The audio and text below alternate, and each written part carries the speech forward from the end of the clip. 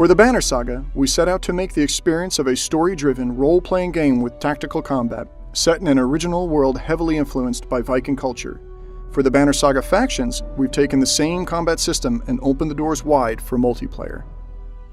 Welcome to Strand, home to both men and the giants called Varl who inhabit the north. Hire allies and form a warband, because the clans are about to be torn apart by the politics of war, and the victors will be the ones who come together to form the strongest factions.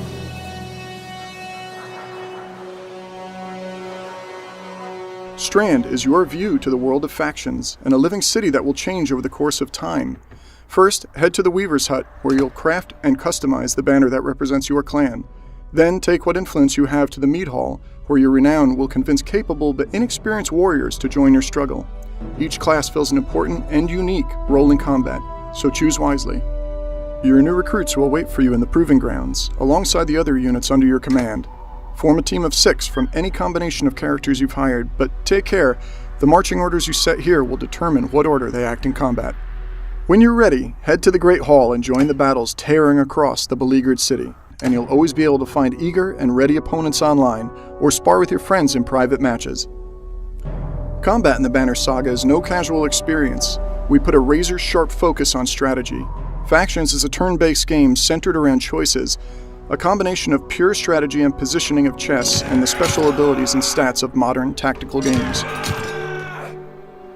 Each character has their own strength and armor stats, and this is the most important thing to understand. Your strength determines how much damage you'll do, but it's also your health. As a character loses strength, they do less damage. Armor blocks this damage. This Axeman has a strength of 10 and hits an archer with an armor of 6. You can see she lost 4 strength, and on her next turn she'll do that much less damage. But try to attack an enemy with high armor and you'll be chipping away 1 strength at a time. Even worse, if your enemy has higher armor than your strength, you could miss the attack completely.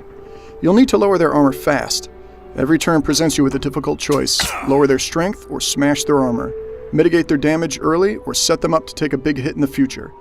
Unlike most strategy games, you won't get far by dogpiling the nearest enemy.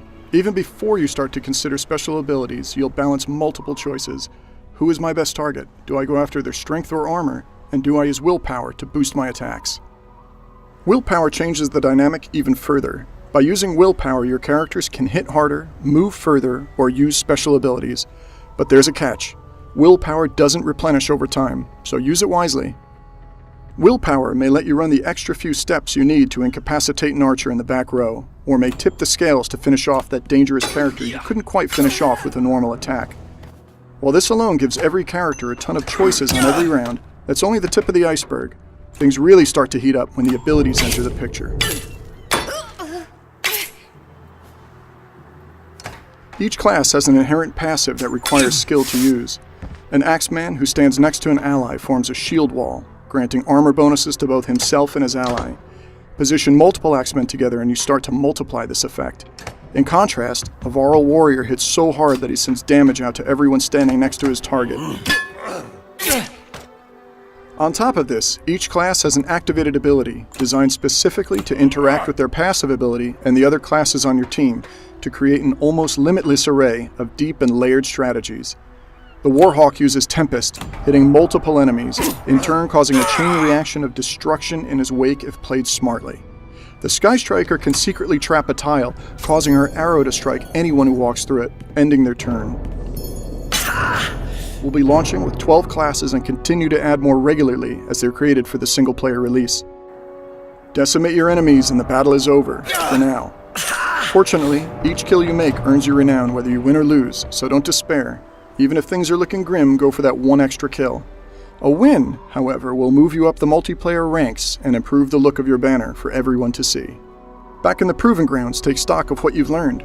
Should you have done more armor damage? Did your archer run out of willpower just when she needed it most? You decide how best to improve your strategy by upgrading each character individually. Maybe your warrior died too quickly. Spend your hard-earned renown to improve his armor. But you won't be able to max out his stats. Maybe you make an archer with high strength and armor to survive longer, or an archer who can trap tiles every turn. Both of these characters can be used on the same team. Maximize your character's potential and you'll have the option to promote, allowing you to choose an advanced class, upgrade their abilities to new levels, and add additional points to their limit.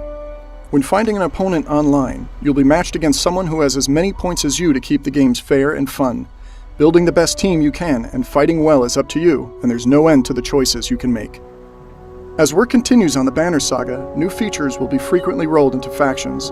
Equipable items, computer-controlled skirmishes, and 2v2 co-op battles are all on the way. Look for the Banner Saga factions, free for PC and Mac, on Steam.